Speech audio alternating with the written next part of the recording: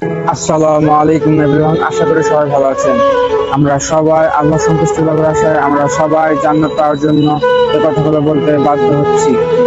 আল্লাহ তাআলা আমাদের সৃষ্টি করে এই সুন্দর পৃথিবীতে পাঠিয়েছেন তার ইবাদত করার জন্য। ইবাদত করার জন্য দুনিয়াটা আমাদের কাছে পরীক্ষা স্বরূপ। তাই আমি মনে করি জীবন চলার পথে মানুষকে নিঃস্বার্থভাবে ভালোবাসা এটাও ইবাদত। আমি বিশ্বাস করি যাই মানুষকে নিঃস্বার্থভাবে ভালোবাসবে আল্লাহ তাকে ভালোবাসবেন। আমার জীবন চলার প্রতিটা মানুষকে আমি নিঃস্বার্থভাবে ভালোবাসি। মানুষগুলো খারাপ হোক আর অসহায় হোক, এবং আমার ভালোবাসার সরলতার সুযোগ নিয়ে বিশ্বাসঘাতকতা বেইমানি করে কষ্ট দিলেও আমি জোর গলায় বলবো, আপনারা আমার নিঃস্বার্থ ভালোবাসার সাথে বিশ্বাসঘাতকতা বেইমানি করে আমাকে কষ্ট দেন, আমার কষ্ট হবে, তবুও আমি কোনোদিন মানুষকে ভালোবাসা বাদ দিব না। আমাকে আল্লাহ যতদিন এই সুন্দর পৃথিবীতে বাঁচিয়ে রাখবে ততদিন পৃথিবীর সকল মানুষকে আমি ভালোবেসে যাবো ইনশাআল্লাহ। আমি প্রতিটা মানুষকে আমার মুখের মিষ্টি হাসি দিয়ে সাক্ষাতের মাধ্যমে আপন করে নিই।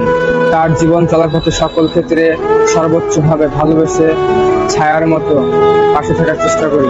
কিন্তু আমি কোনো কিছুই চিন্তা না করেই পৃথিবীর সবাইকে গভীরভাবে ভালোবাসি, তবে সবকিছু ঠিক রেখে।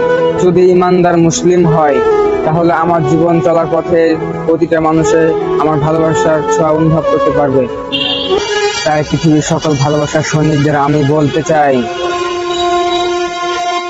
আপনার ভালোবাসার মানুষগুলোকে সর্বোচ্চভাবে ভালোবেসে বোঝানোর চেষ্টা করবেন। যদি আপনার সাথে বিশ্বাসঘাতকতা বেইমানি করে আপনার মনে আঘাত দেয়, আপনার মনের ভিতরের সাজানো স্বপ্নগুলোকে ভেঙে চুরে নিজেকে পৃথিবীতে বেঁচে থাকার আশা হারিয়ে ফেলার চেষ্টা যেন না করতে পারে, সেজন্য আপনার মনের ভালোবাসার সমুদ্রের মাঝখানে একটা গোলাপ ফুলের কাপড়ে বেড়িবাঁধ দিয়ে রাখবেন। কোনোভাবে আপনার মন যেন সবকিছু হারিয়ে নিঃস্ব না হয়ে যায়, যাতে করে ইমানদার ভালো মানুষকে ভালোবাসার সমুদ্রের